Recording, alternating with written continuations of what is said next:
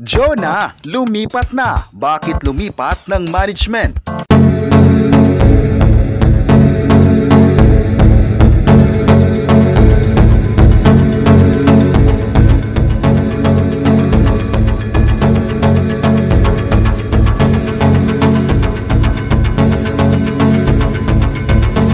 November 29, 2023, mainit na pinag-usapan ngayon sa social media ang paglipat ng management ni Jonah.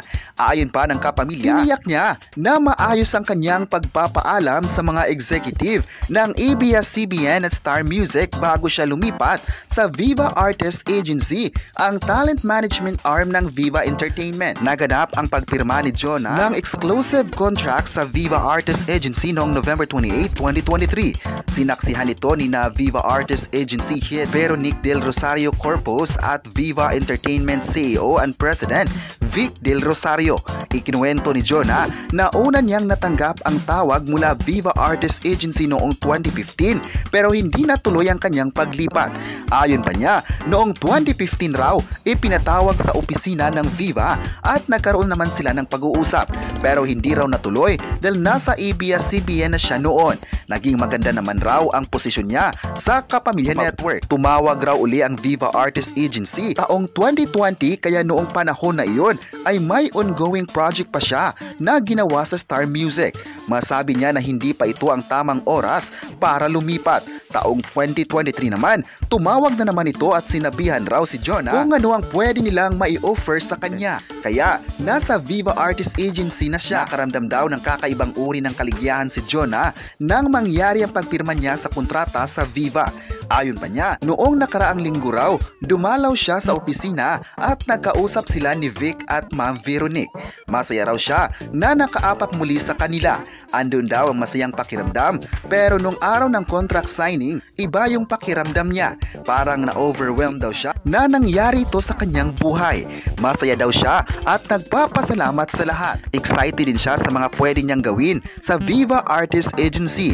Kahit exclusive contract star siya ng Viva Artist Agency, patuloy na mapapanood si Jonah sa Asap Natin To, ang Sunday Noontime musical program ng Kapamilya Channel. Sa kanyang paglipat sa bagong home studio, kasama sa plano niya muling maging aktibo sa pag-arte. Maliban sa pagganta na 18 taon na niyang ginagawa, gusto niya daw ulit subukan ang pag-arte. Nung balik raw yung interest niya sa pag-express ng sarili sa pamamagitan ng acting.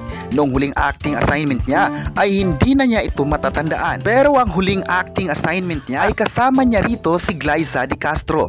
May ginawa raw silang indie film at ang pamagat nito ay Katlia, isang OFW story taong 2014. Best friend daw siya nito at sidekick ni Glyza. Pero yung pinakauna niyang acting stint ay mula sa Jimmy Seven. Kakapanalo niya lang dito sa Pinoy Pop Superstar at pagkatapos noon, pinasabak siya sa acting kasama si Nadine Samonte.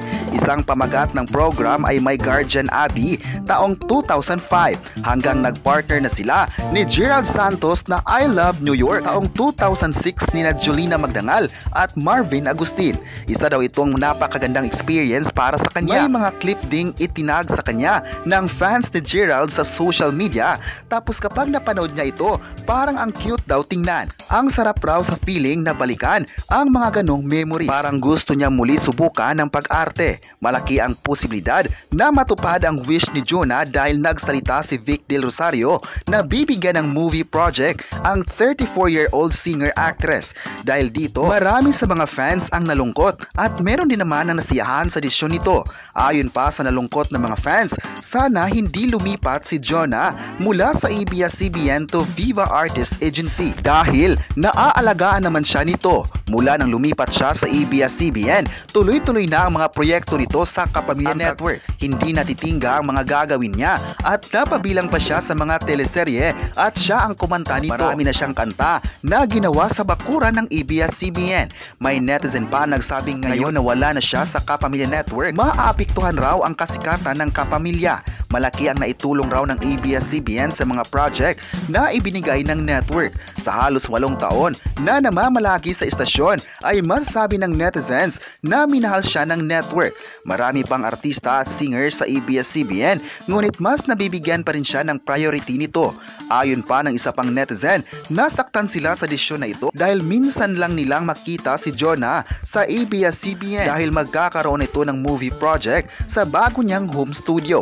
Kilala ang Viva Entertainment sa management na nagbubuo ng magagandang movies. Marami din sa mga kapamilya artist na nasa talent management na ito at napapanood pa rin sa bakura ng ABS-CBN.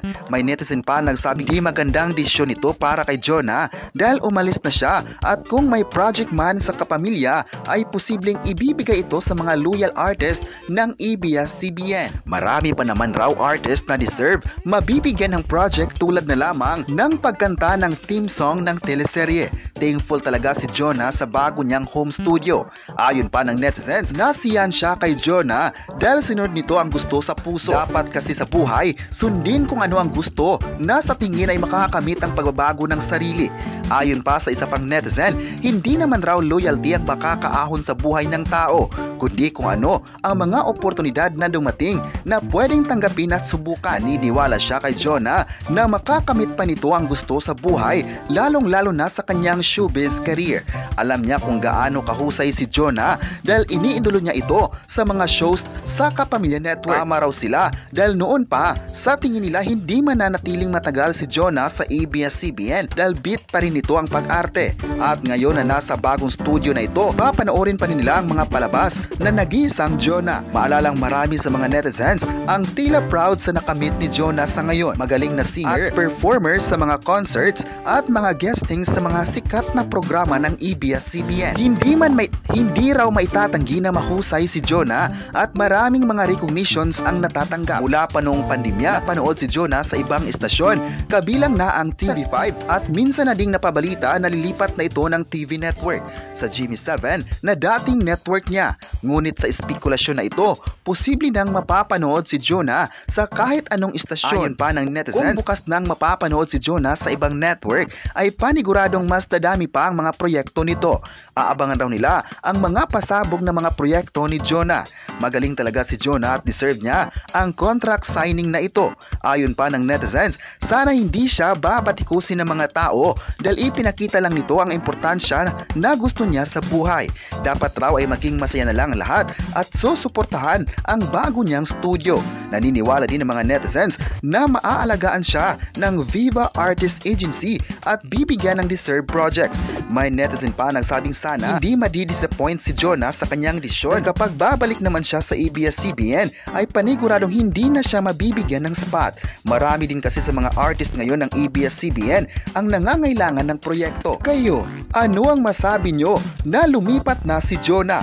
I-comment na kung masaya ba kayo sa kanyang desisyon at huwag kalimutang i-subscribe ang ating YouTube channel.